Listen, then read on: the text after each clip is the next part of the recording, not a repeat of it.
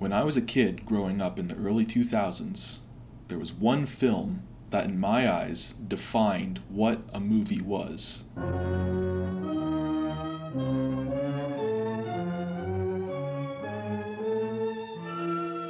George Romero's 1968 landmark, Night of the Living Dead.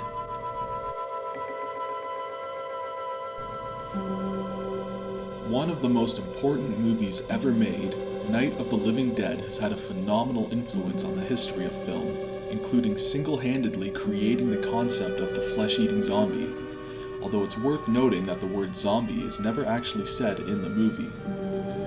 The plot of Night of the Living Dead revolves around 7 unlucky individuals who become trapped in a rural farmhouse by a horde of undead ghouls. Over the course of the night, their egos and unwillingness to compromise slowly become their undoing, leading to a shocking finale. A mistake made by its original distribution company led to Night of the Living Dead falling into my personal happy place, the wonderful world of public domain.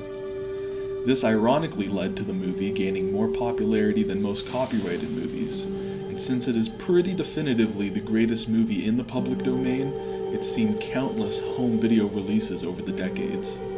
Although it's worth taking the time to find a quality print, as many public domain movies can suffer from subpar releases. I first saw Night of the Living Dead when I was about 7 years old, and it immediately burned itself into my brain. Today, it's probably the movie I've seen the greatest number of times in my life, alongside 1931's Dracula and Frankenstein.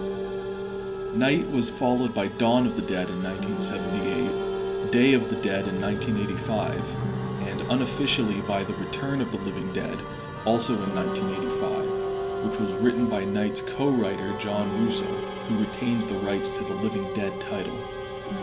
I would also recommend the 1990 remake directed by Tom Savini, the king of special effects, who really does justice to the original movie.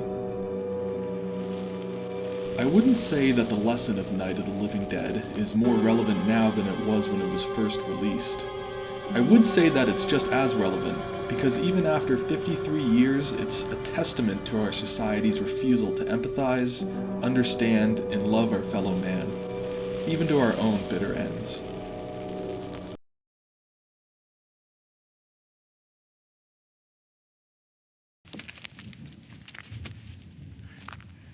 They're coming to get you, Barbara.